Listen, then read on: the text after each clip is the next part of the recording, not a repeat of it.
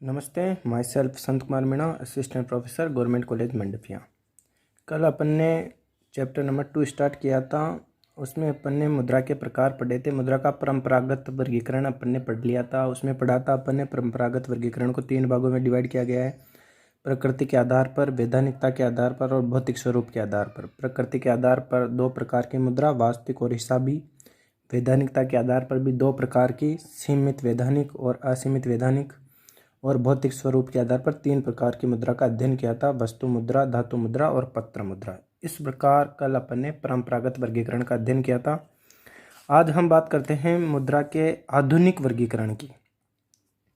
मुद्रा के आधुनिक वर्गीकरण को भी 3 भागों में डिवाइड किया गया है: सामान्य मुद्रा, बैंक मुद्रा और उच्च शक्ति मुद्रा। एक एक की बात करें। सामान्य मुद्रा क्या होती है? मुद्रा के परंपरागत प्रकारों की अंतिम कड़ी सामान्य मुद्रा है। जहाँ से मतलब परंपरागत वर्गीकरण समाप्त होता है या परंपरागत प्रकार समाप्त होते हैं, वहाँ से सामान्य मुद्रा स्टार्ट होती है। उनकी अंतिम कड़ी कह सकते हैं। मुद्रा के परंपरागत प्रकारों की अंतिम कड़ी सामान्य मुद्रा है, जो आधुनिक युग में नोट तथा सिक्कों के रूप में दिखाई देती हैं। यह मुद्रा देश में सामान्य लेन देनों एवं मूल्य मापन में प्रयुक्त होती हैं। जो चल रही है वर्तमान में नोट, सिक्के, ये सामान्य मुद्रा है। दूसरी बात करें, बैंक मुद्रा क्या है? बैंक मुद्रा चेक के अतिरिक्त ड्राफ्ट, साख पत्र, यात्री cheque, debit card, credit card आदि कई उच्च प्रौद्योगिकी सुविधाएं धन के लेन देन के लिए बैंकों के माध्यम से उपलब्ध हैं। चेक के अतिरिक्त, ध्यान रखना इसमें चेक शामिल नहीं है। चेक के अलावा ड्राफ्ट, साख पत्र, यात्री, डेबिट कार्ड, क्रेडिट कार्ड, ये सब सुविधाएं बैंक के माध्यम से उपलब्ध हैं, जो मुद्रा के रूप में सामान्य रूप में प्रयोग में लाई जाती हैं।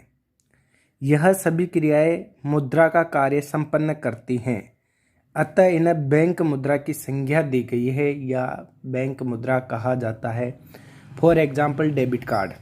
डेबिट कार्ड कोई मुद्रा नहीं है। डेबिट कार्ड केवल एक प्लास्टिक की वस्तु है, लेकिन फिर भी अपन उसको उपयोग में लेते हैं। मुद्रा के रूप में सामान्य रूप से प्रयोग में लाई जाती हैं और यह सभी क्रियाएं मुद्रा का कार्य संपन्न करती है। जैसे डेबिट कार्ड हुआ, डेबिट कार्ड से अपन जैसे मुद्रा कार्य करती है विनिमय के माध्यम का, वैसे ही डेबिट कार्ड के द्वारा भी अपन किसी चीज़ का भुगतान कर सकते हैं, तो वो मुद्रा के सिमिलर ही काम करता है। वैसे क्रेडिट कार्ड हुआ, क्रेडिट कार्ड मुद्रा नहीं है, लेकिन फिर भी मुद्रा की भांति ही अपन क्रेडिट कार्ड से वस्तुएं खरीद सकते हैं। इस वजह से डीडी हुआ, साख पत्र हुआ, ये सब मुद्रा नहीं होती हैं, मुद्रा नहीं है, फिर भी मुद्रा के समान ही मुद्रा का कार्य करती है। लेन देन के रूप में, धन के ट्रांजैक्शंस के रूप में इनका प्रयोग किया जाता है। अतः इन्हें बैंक मुद्रा की संज्ञा दी गई है या कहा जाता है। नया प्रकार है बैंक मुद्रा का। ये मुद्रा का नया प्रकार है बैंक मुद्रा और उच्च शक्ति मुद्रा। अब बात करते हैं उच्च शक्ति मुद्रा की। मुद्रा की यह अवधारणा वित्तीय संस्थाओं के क्रियाकलापों के कारण उत्पन्न हुई है। जो हाई पावर्ड मुद्रा आई है, हाई पावर्ड मनी आई है, इसकी उत्पत्ति वित्तीय संस्थाओं के क्रियाकलापों के कारण उत्पन्न हुई है। जितने भी फाइनेंशियल ट्रांजैक्शंस हैं या फाइनेंशियल इंस्टीट्यूशंस हैं, उनके कारण इसका जन्म हुआ है। देश में प्रचलित मुद्रा तथा साख मुद्रा की अत्यधिक आवृत्ति के कारण, प्रचलित मुद्रा तथा साख मुद्रा की अत्यधिक आवृत्ति के कारण मुद्रा का चक्रीय प्रभाव तीव्र हो जाता है, एक सर्कुलेशन सा बन जाता है। फलस्वरूप वर्तमान उपलब्ध मुद्रा गुणक प्रवाह से कई गुना अधिक सौदों का निपटारा करती हैं और यह नवसृजित मुद्रा उच्च शक्ति मुद्रा कहलाती हैं, जो एक्चुअल में होती नहीं है। ये मुद्रा उच्च शक्ति मुद्रा कहलाती हैं। और विस्तार से देखें तो उच्च स्तरीय मुद्रा से तात्पर्य बैंकों के पास आरक्षित मुद्रा से लगाया जाता है। उच्च स्तरीय मुद्रा से बैंकों के पास आरक्षित मुद्रा से लगाया जाता है। बैंकों द्वारा अपनी जमाओं का एक निश्चित भाग वैधानिक आवश्यकताओं की पूर्ति हेतु आरक्षित रखा जाता है। एनडीटीएल का एक निश्चित भाग रखा जाता है सीआरआर एवं एसएलआर के रूप में।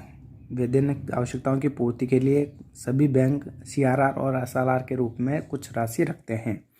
यह आरक्षित कोष सीआरआर और एसएलआर बैंकिंग क्रियाओं के कारण नवीन जमा राशि के निर्माण में गुणक प्रक्रिया के आधार होते हैं तथा यह आरक्षित कोष गुणक प्रक्रिया के कारण स्वतः बढ़ते हैं, अतः इन्हें उच्च स्तरीय मुद्रा कहते हैं।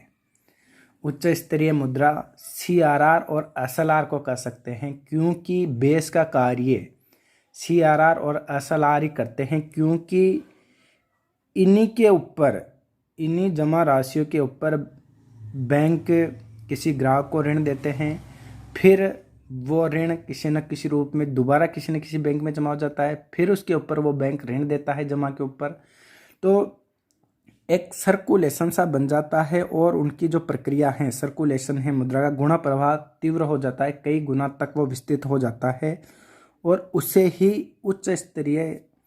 उच्च शक्ति मुद्रा कहते हैं। तो उच्च शक्ति मुद्रा के पीछे दो ही हैं, सीआरआर और एसएलआर। धन्यवाद। अपना ये चैप्टर यहीं समाप्त है। मुद्रा का दो वर्गीकरण, दो प्रकार से, परंपरागत वर्गीकरण जो अपन ने कल पढ़ा, आधुनिक वर्गीकरण, 3 भागों में डिवाइड है। सामान्य मुद्रा जो वर्तमान में चलन में है, सिक्के, नोट आदि। बैंक मुद्रा जो मुद्रा नहीं है लेकिन फिर भी मुद्रा की भांति कार्य करते हैं, जो बैंकों से अपने को प्राप्त होते हैं, जैसे debit card, credit card, draft, साख पत्र। ये सब बैंक मुद्रा ना होते हुए भी मुद्रा के इक्वल या उनके समान कार्य करते हैं, इस वजह से इनको बैंक मुद्रा की संख्या दी गई है। और उच्च शक्ति मुद्रा के अंतर्गत सीआरआर एवं एसएलआर आते हैं, जो गुणक प्रक्रिया का आधार होते हैं तथा ये आरक्षित कोष गुणक प्रक्रिया के कारण स्वतः बढ़ते रहते हैं। गुणक प्रक्रिया होगी जिसके कारण सीआरआर और एसएलआर ऑटोमेटिकली बढ़ते रहते हैं, अतः इनको उच्च शक्ति मुद्रा कहा जाता है। यह मुद्रा का आधुनिक वर्गीकरण है। धन्यवाद।